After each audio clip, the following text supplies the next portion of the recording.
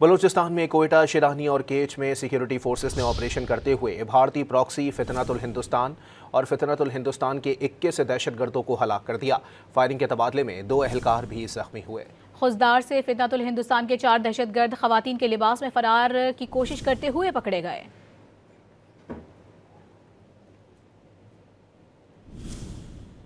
बलूचिस्तान में कोयटा, शिरानी और केच में सिक्योरिटी फोर्सेस ने ऑपरेशन करते हुए भारतीय प्रॉक्सी फितनतुल हिंदुस्तान और फितनतुल हिंदुस्तान के 21 दहशतगर्दों को हलाक कर दिया। फायरिंग के तबादले में 2 एहलकार भी जख्मी हुए।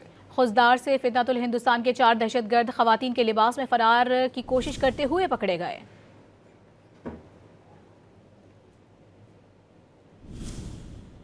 बलूचिस्तान में कोयटा, शिरानी और केच में सिक्योरिटी फोर्सेस ने ऑपरेशन करते हुए भारतीय प्रॉक्सी फितनतुल हिंदुस्तान और फितनतुल हिंदुस्तान के 21 दहशतगर्दों को हलाक कर दिया।